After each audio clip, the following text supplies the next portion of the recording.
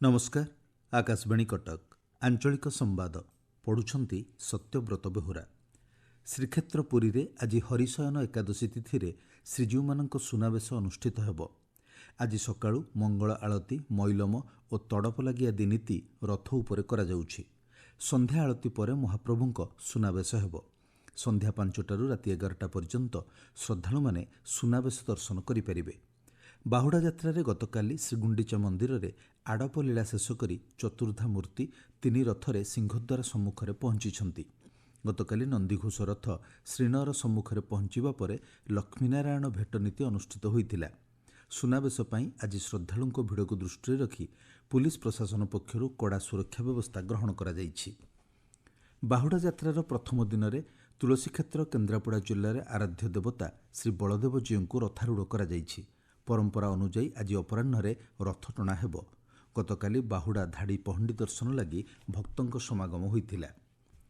रथयात्रा समय सुरक्षित, निरापद और प्रजुक्तिविद्या आधारित रेल चलाचल सुनिश्चित करने पुरी रेल स्टेशन में पूर्वतट रेलवाई पक्षरु कृत्रिम बुद्धिमत्ता परिचालित रोबोटिक्स सुरक्षा प्लाटफर्म DSC अर्जुन मुतयन करा जाइछि।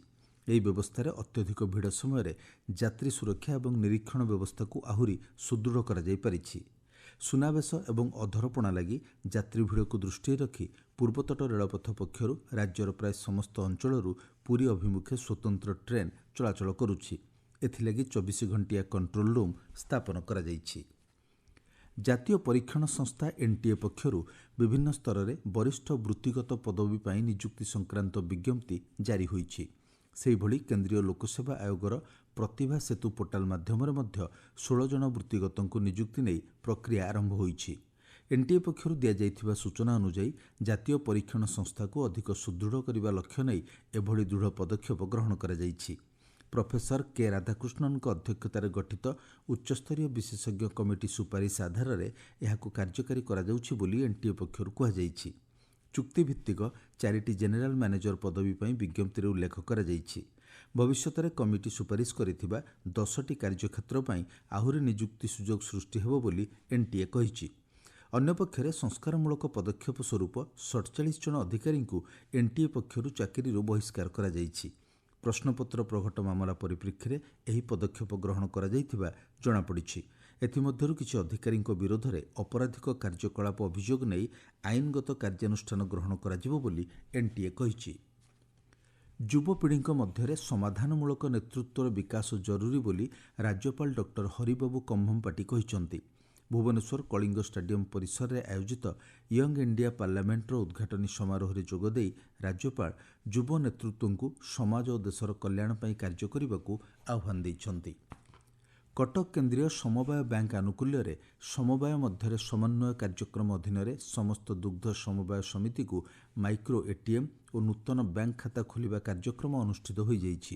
ଏଥିରେ 35ଟି ଦୁଗ୍ଧ ସମବାୟ ସମିତିକୁ ମାଇକ୍ରୋ ATM ପ୍ରଦାନ କରାଯାଇଥିବା ବେଳେ 160 ଜଣ ଦୁଗ୍ଧ ଚାଷୀଙ୍କ ବ୍ୟାଙ୍କ ଜମାଖାତା ଖୋଲାଯାଇଛି। ଭଦ୍ରକ ଜିଲ୍ଲା ଧାମନଗରଠାରେ ଉଚ୍ଚଶିକ୍ଷା ମନ୍ତ୍ରୀ ସୂର୍ଯ୍ୟବଂଶୀ ସୁରଜ ଅଟଳ ମାର୍କେଟ କମ୍ପ୍ଲେକ୍ସର ଭିତ୍ତିପ୍ରସ୍ତର ସ୍ଥାପନ କରିଛନ୍ତି।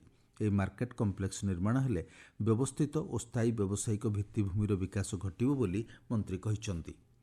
ରାଜ୍ୟ ଅଣୁ, କ୍ଷୁଦ୍ର ଓ ମଧ୍ୟମ ଶିଳ୍ପ ବିଭାଗ ଶାସନ ସଚିବ ରଶ୍ମିତା ପଣ୍ଡା ଦିନିକିଆ ଖୋର୍ଦ୍ଧା ଜିଲ୍ଲା ଗସ୍ତରେ ଯାଇ ସ୍ୱତନ୍ତ୍ର ସଘନ ଭୋଟର ତାଲିକା ସଂଶୋଧନ କାର୍ଯ୍ୟକ୍ରମର ସମୀକ୍ଷା କରିଛନ୍ତି।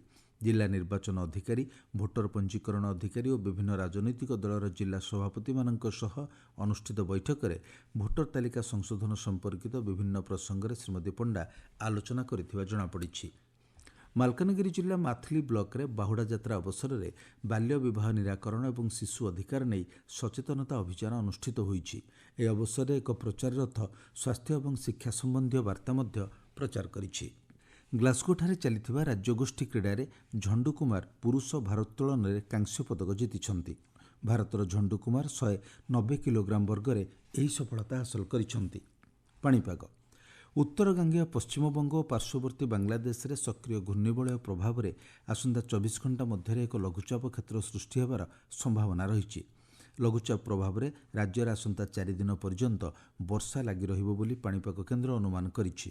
ଆସନ୍ତା 24 ଘଣ୍ଟା ମଧ୍ୟରେ କଟକ, ଅନୁଗୁଳ, ଢେଙ୍କାନାଳ ଓ କେନ୍ଦୁଝର ଜିଲ୍ଲାରେ ପ୍ରବଳରୁ ଅତି ପ୍ରବଳ ବର୍ଷା ହେବାର ସମ୍ଭାବନା ରହିଛି। ଆଞ୍ଚଳିକ ସମ୍ବାଦ ବର୍ତ୍ତମାନ ପାଇଁ ଏତିକି। ପରବର୍ତ୍ତୀ ଆଞ୍ଚଳିକ ସମ୍ବାଦ ଶୁଣିପାରିବେ ଅପରାହ୍ନ 2ଟା 32 ମିନିଟ୍ରେ।